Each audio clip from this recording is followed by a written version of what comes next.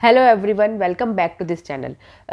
Caesarean delivery के बाद bleeding कब तक होती है, कितनी ब्लीडिंग नॉर्मल है, ये इन सब के बारे में आज हम डिटेल में बात करेंगे और वीडियो एंड तक ज़रूर देखिएगा क्योंकि इसमें जो भी आप लोगों के जो कमेंट्स मेरे पास आते हैं वो सब मैं कवर करने की कोशिश करूंगी। तो वीडियो एंड तक ज़रूर देखिए और अगर पसंद आए तो इसे लाइक ज़रूर करिएगा।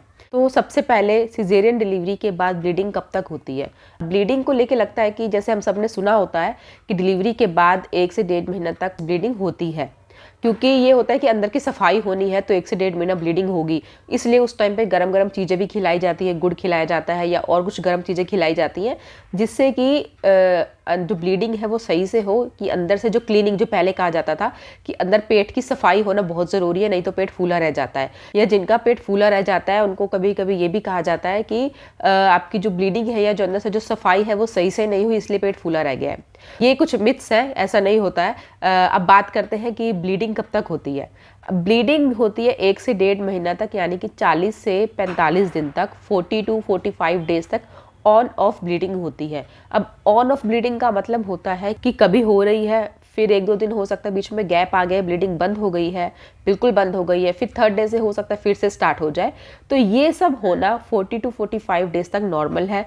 अब जो मेन टेंशन जो आती है ना वो ये आती है कि स्टार्टिंग में सिजेरियन के बाद 4 से 5 दिन तक हैवी ब्लीडिंग होती है। जब तक आपका हॉस्पिटल स्टे होता है 2 से 3 दिन, उस 2 से 3 दिन हैवी ब्लीडिंग होती है, उसके बाद धीरे धीरे वो कम होती जाती है।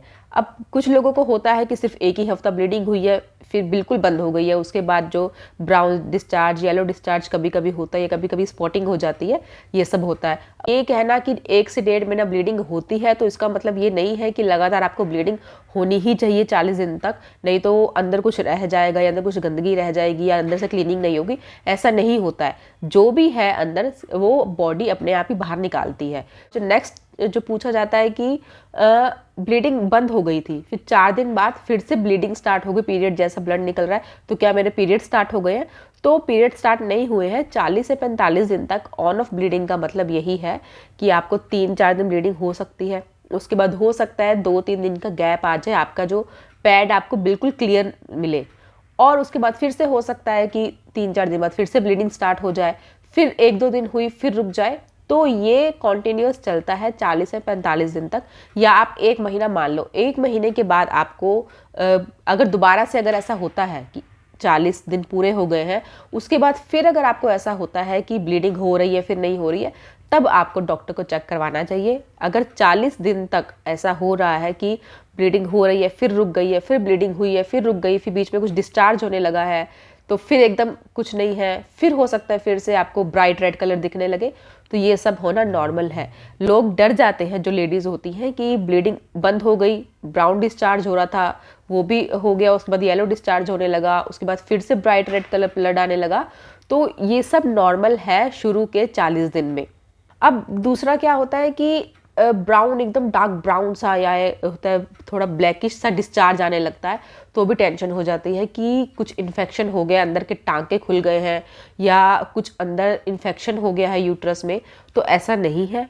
आप पहले आपको ब्लीडिंग होती है, फिर ब्राउन डिस्चार्ज आने लगता है, फिर वो येलो हो जाता है, फिर वाइट आने लगता है, और वाइट डिस्चार्ज भी ज़्यादा होता है, थोड़ा बहुत नहीं होता है। इतना हो सकता है कि आपको लाइनर की ज़रूरत पड़े या आपको थोड़ी वेट फीलिंग आए। ये होता है कि जब इन्फेक्शन जब होने लगता है, उसके कुछ सिम्टम्स हैं जो आपको नोटिस करने चाहिए, क्योंकि उस टाइम हमारे माइंड में हमेशा ही रहता है, हम ये सब चीज़ें उस टाइम नोटिस करते रहते हैं, क्योंकि जब तक हीलिंग नहीं हो रही है, टांकों में दर्द रहता है, तो ये हमेशा माइंड में रहता है। तो कुछ सिम्टम्स हम बात कर लेते हैं कि आपको ब्लीडिंग स्टार्टिंग में ज़्यादा होती, फिर कम हो जाती है, उसके बाद अचानक से आपको हैवी ब्लीडिंग होने लगे, ये इन्फेक्शन का साइन हो सकता है। साथ में आपको पैरों में स्वेलिंग शुरू के कुछ दिनों में रहती है, फिर चली जाती है, फिर आपको स्वेलिंग बढ़ रही है, आपको फीवर आ रहा है, आपके जो पीरियड्स में जो क्लॉट्स निकलते हैं वो छोटे साइज़ के निकलते हैं, एक कैप्सूल, एक राजमा के साइज़ के, वो नॉर्मल है। उससे ज़्यादा क्लॉट्स अगर आपको निकल रहे हैं, शुरू के कुछ दिनों में क्लॉट्स निकलते हैं फिर बंद हो जाते हैं, लेकिन उसके बाद फिर से बड़े साइज़ के क्लॉट्स निकल रहे हैं, तो भी ये इन्फेक्शन का साइन हो सकता है। और उसके साथ आपको डिस्चार्ज में जो भी ब्राउन, येलो, वाइट जो भी डिस्चार्ज है, उसमें आपको स्मेल आ रही है, आपको यूरिन पास करने में जलन होती है, पेन होता है, कॉन्स्टिपेशन हो रहा है, सीवियर कॉन्स्टिपेशन हो रहा है, पेट में दर्द हो रहा है टांकों के आसपास, तो ये आपको सिम्टम्स इग्नोर नहीं करने चाहिए, ये आपको डॉक्टर को कंसल्ट करना है। क्योंकि बहुत सारी लेडीज़ ये भी होती हैं कि कुछ तो बहुत ज़्यादा ही कंसर्न रहती है, और कुछ ये भी होती है कि अच्छा अब तो ऑपरेशन हुआ है तो ये सब तो होगा ही होगा, तो बहुत लाइटली ले लेती हैं इन सिम्टम्स को और इग्नोर कर देती हैं। लेकिन डॉक्टर को कंसल्ट करना है। अगर आपको कुछ भी लग रहा है कि कुछ गड़बड़ है, अगर आपको कुछ डाउट भी है, तब भी आपको डॉक्टर को कंसल्ट करना है। क्योंकि अगर कोई इन्फेक्शन होगा, टाइम से पता लग जाता है तो उसका ट्रीटमेंट बहुत आसान होता है और जल्दी रिकवर हो जाता है। सो होप ये वीडियो आप सबके लिए हेल्पफुल है। जो भी आपके मन में डाउट आ रहे थे इस चीज़ को लेके, वो मैंने क्लियर किए हैं। तो इस वीडियो को लाइक ज़रूर कीजिए और इस चैनल को सब्सक्राइब कीजिए ऐसी ही और वीडियोज़ के लिए। Thank you for watching.